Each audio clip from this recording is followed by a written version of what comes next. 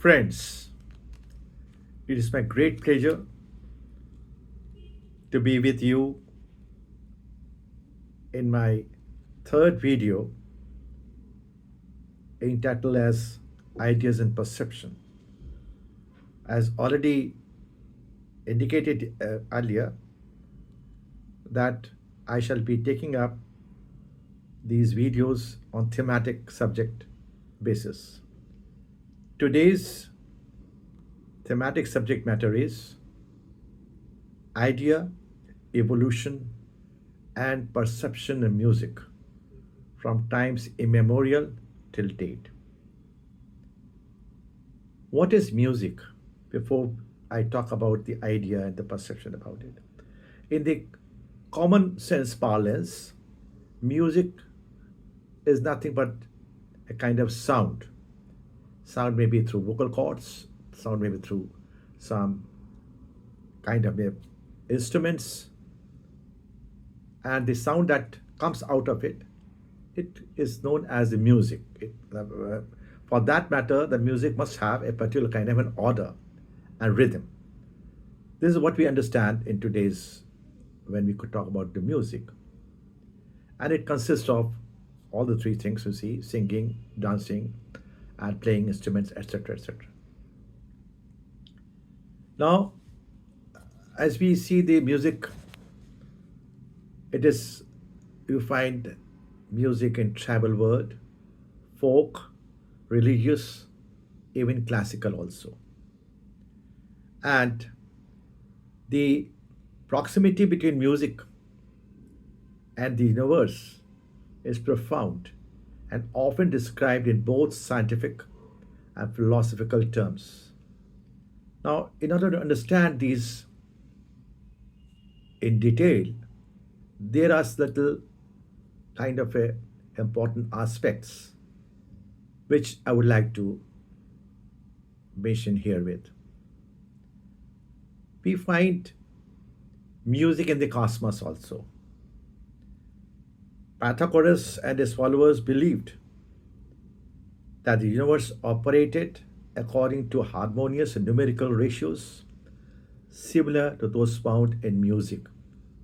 And he coined the term music of the spheres to illustrate the cosmic symphony, an offshoot of the movement of celestial bodies, even though they are not audible. It is also very well observed that everything in the universe, from atoms to stars, resonates with a specific frequency. And some view this as a kind of cosmic music. The idea that the universe operates on frequencies mirrors how music is structured through sound waves and harmonics. Interestingly, there are no sounds or sound waves, as we may call it, in space, as there is a vacuum. However, the scientists have tried to find out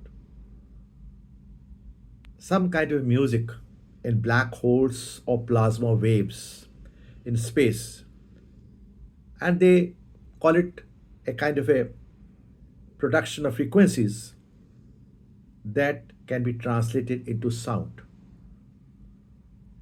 NASA has even released recently sonifications of space phenomenon like the vibration of a black hole. Now, music also, it has been conceptualized as a matter or as a metaphor for cosmic order. And music describes the structure of the universe. For instance, in string theory, particles are conceptualized as tiny vibrating strings, similar to how strings produce musical notes. Now, After giving this little idea that how the music is linked with the cosmos, it will be fitness of the things to talk little about historiography of music, history of music, vast and comprehensive, and it has evolved multiple cultures through time periods. Now, it is important to have talk about these major periods and movements in music. In the prehistoric and ancient music before 500 AD, evidence suggests that early humans used rhythm, basic instruments like drums or bone fluids, and vocal sounds to communicate and for performing particular rituals as well. Now, in the Asian civilization, for example, Egyptian, Greeks, Mesopotamian, they created and developed music for religious ceremonies, entertainment, and storytelling. Further, it is very interesting to state that ancient Greek music theory and ideas like scales and modes became foundational for Western music as well. Now let's come to the medieval period, say 500 to 1400. During this period in the world, there is a Gregorian chant. Religious music dominated during the early medieval period. And this Gregorian chant, it was named after Pope Gregory I, and it featured monophonic, unaccompanied vocal music used in the Catholic Church. Soon it followed the secular music.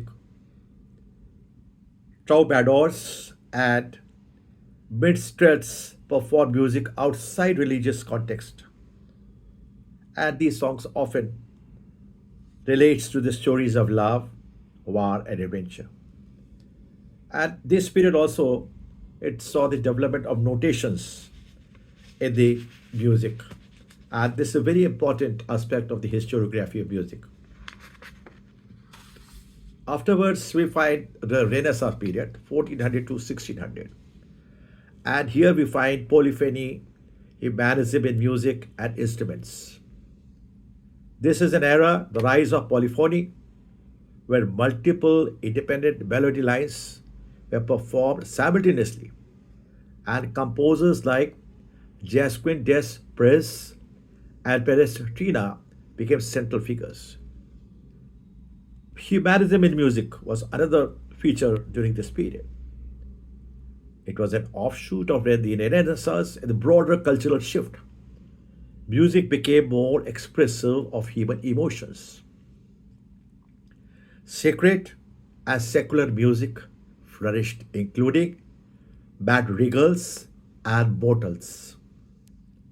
And instruments also development of took place also during this period, Renaissance period. Instruments like the lute, viol, and early keyboards, such as the harpsichord, grew in popularity.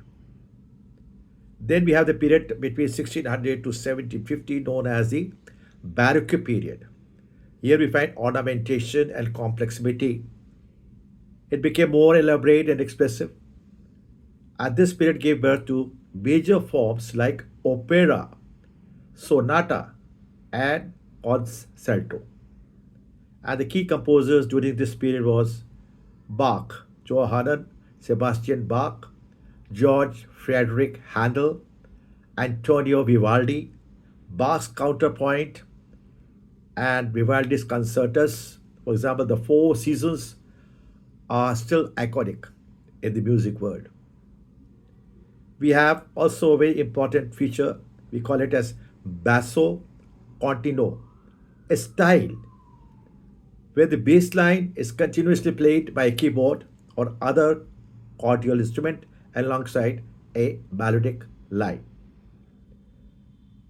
Now, from 1750 to 1820, we call it as the classical period. And this period, the music you will find simplicity, clarity, very important school known as Venice School, and orchestral growth also took place. Now, in contrast to the Baroque's complexity, the classical era, it preferred balance, structure, and killer melodies. The sonata form, symphony, and string quartet became central focal points. During this period, the very important Viennese school developed. Very important composers like Wolfgang Amadeus Mozart, Joseph Haydn, and Ludwig van Beethoven. They were the dominant composers during this period, and their works emphasize emotional depth and formal perfection. It also important to state that orchestral growth also took place in this period. Orchestra became larger and symphonies, multi-movement works became the peak of instrumental music. Soon afterwards, we find the Romantic period. Now, this is from 1820 to 1900. During this period, we find emotional individuality. They sought to express personal emotions, often drawing inspirations from nature, folklore, and literature. Music became more dramatic and expressive. Now, the key composers during this Romantic period were Frederick Chopin, Franz Schubert, Johannes Brahms, Peter Ilyich, Telehovsky, and Richard Wagner. Very important another feature was the program music, music that tells a story or paints a picture, as opposed to abstract forms like the sonata. The examples you will find in Berlioz' Symphony Fantastique and Tchaikovsky's 1812 Overture. Now let us talk about the modern and the contemporary music, 20th century to the present era. Now there was a break in tradition. Composers like Igor Stravinsky and Lord Skowrow and Bela Bartok experimented with atonality, dissonance, and new forms of musical expressions. Jazz, blues, and popular music, it was an offshoot of the modern era. The 20th century saw the rise of jazz, blues, and rock and roll. And these forms of music, rooted in African American traditions, heavily influenced global music culture. And during the present era, you will find the electronic music. The development of technology led to electronic music and new instruments like the synthesizer. Composers like John Cage became very important figures during this period. And then we have a global influence also. In the contemporary world or period, world music traditions have increasingly influenced Western classical and popular music, leading to more genre blending. So, in a way, we can say that the various phases of music history or historiography of music, it highlights the cultural, social, and technological changes and development of its time, contributing to the diverse and rich landscape of music as we have today. Now, after talking about the music in the that wide perspective, now let us concentrate music in the Indian context. Now, the music you see, you will find Sangeet. It has been defined in the by the great scholar Bharat Muni, the Natya Shastra, a very important treatise on music. It is Geetam Vadhyam Trem Nityam Trem Sangeet Muchate. It is a happy amalgam of music consisting of singing, dance, and playing instruments. The Geet is there, Nritya there and Vad is there. And when you combine these three two, then it becomes Sangeet. That has been explained like that. However, let me talk about the Indian music in little perspective. Now, it is one of the oldest and most intricate music traditions in the world, with a history that spans over thousands of years. It is primarily consisting of two main traditions. One is Hindustani, that is called North Indian classical music, and Carnatic, South Indian classical music.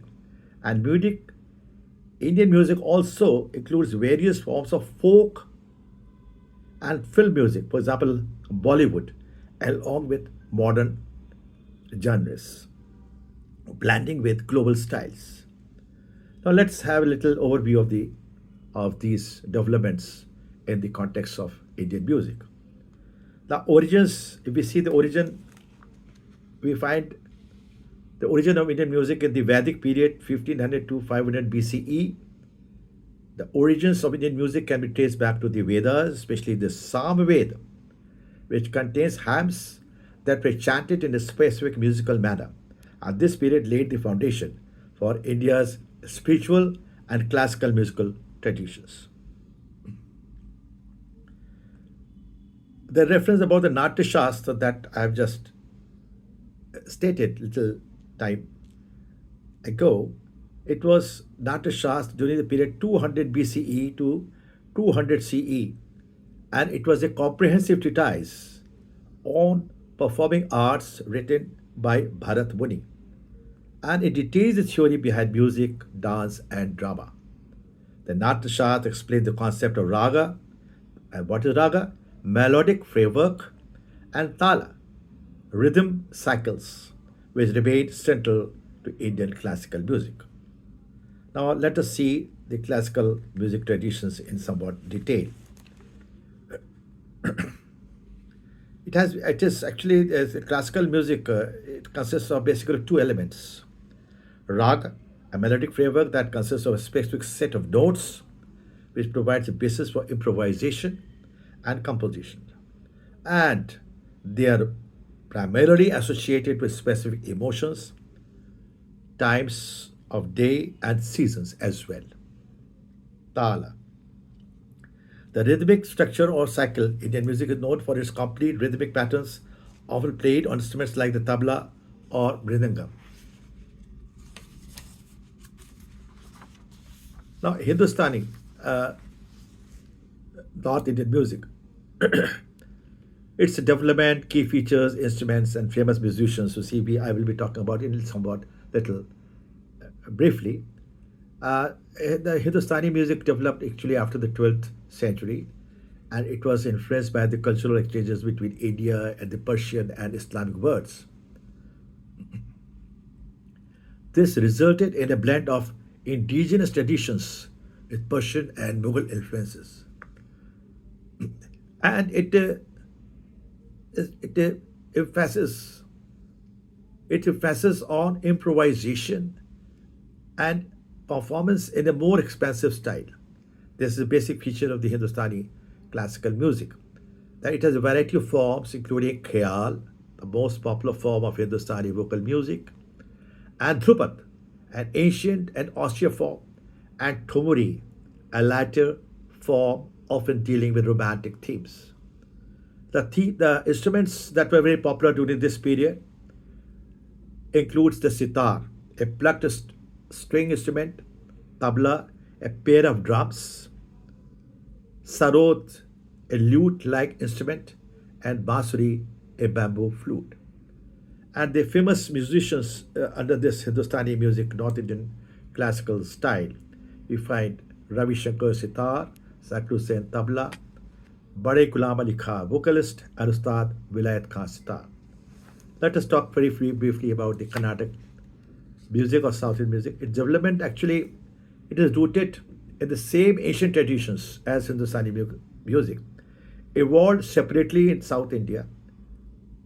The basic feature is it is more structured and devotional in nature, with compositions focusing on Hindu gods and themes like that. The key features of the Carnatic music are they are called Kriti, Kriti, or Kirtan Naam, with less emphasis on improvisation compared to Hindustani music. However, improvisation is still an important aspect, particularly in the forms of alapana, free melodic improvisation, and swar kalpana, improvised solfege. Now, instruments under this South Indian category we'll find include the veena, a plucked stringed instrument, mridangam, a double-headed drum, violin, and flute. And the famous musicians in the Carnatic music, as we know, are M.S. Subbalakshmi, vocalist, Lal Gudi Jayaramana, violinist, Tyagaraja, composer, and Simagudi Srinivas Iyer, vocalist. Now, another very important feature of the Indian music you find that there is a rich tradition of folk music. It has a vast cultural diversity, is reflected in its rich folk music traditions. Each region has its own unique folk styles, rhythms, and instruments, often connected to local festivals, rituals, and traditions. Let us give some example about it. Bihu of Assam. It is celebrated Assamese New Year with emerging drumming and dancing. Baul, Bengal. It is a mystical folk tradition rooted in spiritual and philosophical themes. Lavani, Maharashtra, known for its fast paced rhythms and often performed in a theatrical setting. And Rajasthani folk, it includes traditional instruments like the sarod and dholak, and known for its vibrant, colorful performances. Now, we have a Bollywood and Indian popular music also. We have film music. We have playback singers like Lata Mangeshkar, Kishore Kumar, Mohammad Rafi, music directors, A.R. Rahman, known for his fusion of Indian and Western styles, R.D. Burman and Shankar Jaikishan. And now, if we talk about the Bollywood music, has adopted many Western influences, including rock, jazz, and electronic music, creating a wide range of sounds that appeal to various audiences. Now, there is also in the modern period there's a modernity and the fusion music, and we call it as a classical fusion. Artists like Ravi Shankar and Zakir Hussain they helped popularize Indian classical music in the West by collaborating with Western musicians. Indian rock and ID bands like Indian Ocean and artists like Raghu Dikshit mix Indian folk traditions with rock and other global music styles. And then we have, of course, electronic and hip hop. Producers and artists like Nusilia and Diwani have blended Indian elements with electronic hip hop and pop sounds to create unique global sounds. So we can say, in conclusion, as regards Indian music is concerned, that Indian music with its deep rooted traditions and diverse regional styles is a vast evolving musical culture. Whether in the classical realms of Hindustani and Carnatic music, the rich folk traditions, or the globally popular Bollywood and fusion genres, Indian music has made an indelible mark on the world stage. It has become a very popular form of music and it has made a lot of imprint in the world at large.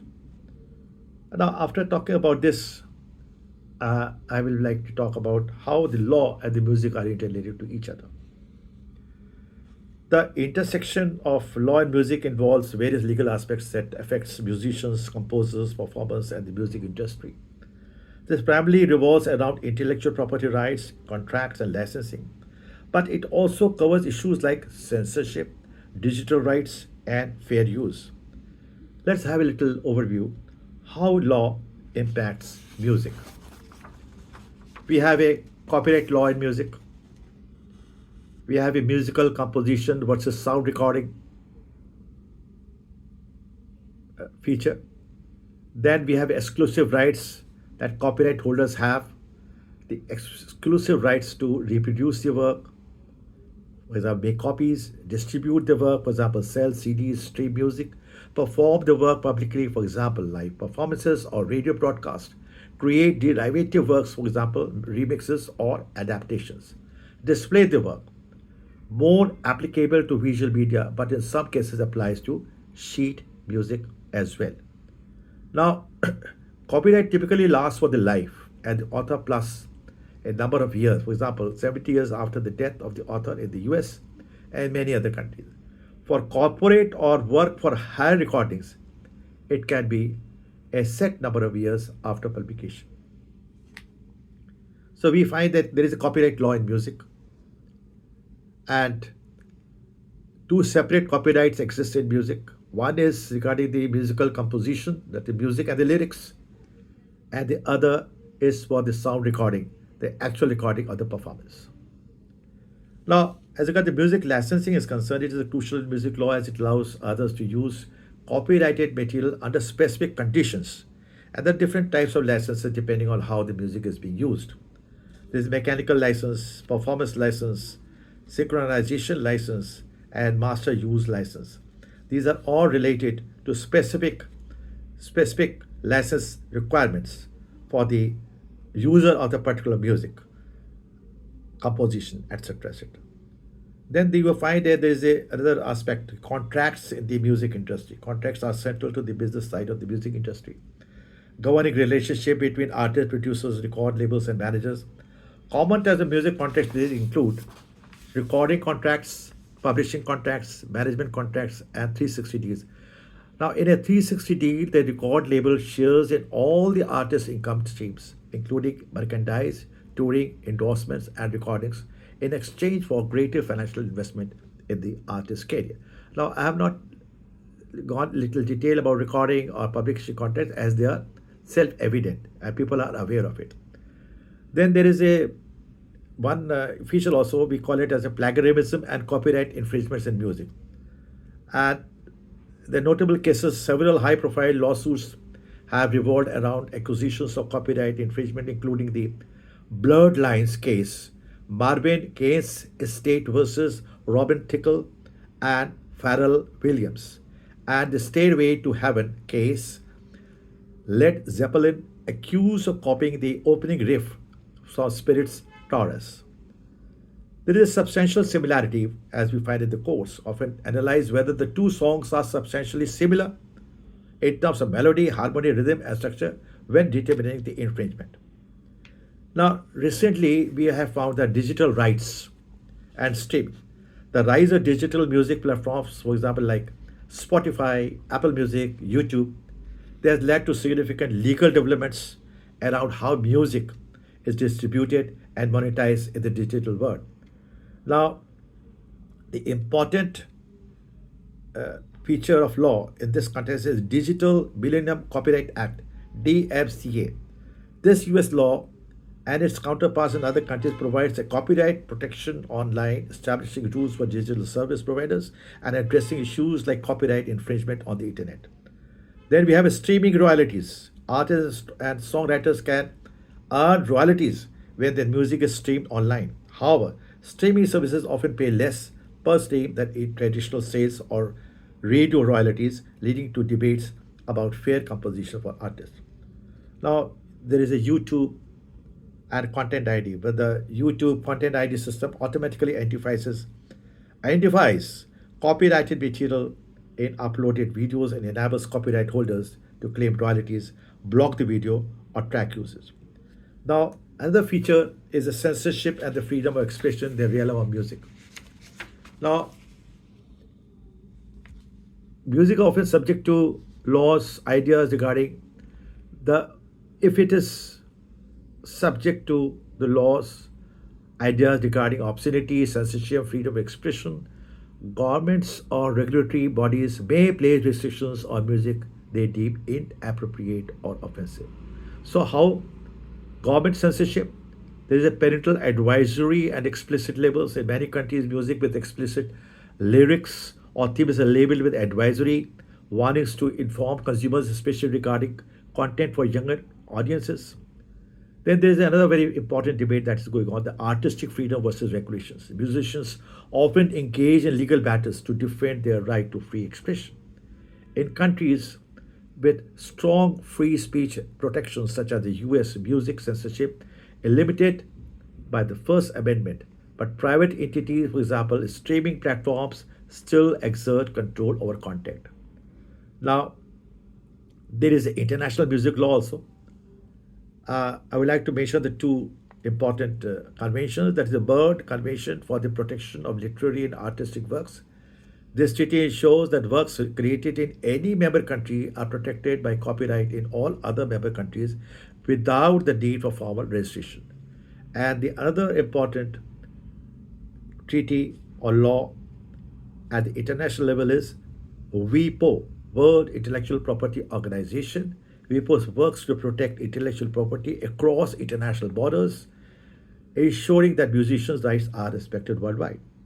Then, in a way, we can say that music and law are deeply intertwined, with legal works ensuring that musicians' creative works are protected and fairly compensated, while also balancing the public rights to access and use music.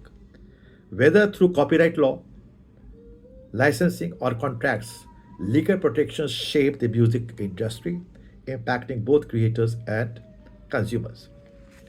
Now, this is in brief, I've tried to talk about the idea of music, its evolution in different phases in the different periods of past history. I hope that my humble endeavor of explaining the idea of music, its evolution, and its historiography, basic features in the Western music world and the Indian classical world, I have tried in my most humble way to give the basic facts. Looking forward for the feedback from my honorable audience, and I am also thinking to go for another subject theme matter in my next video. Thank you very, very much. Thank you very much.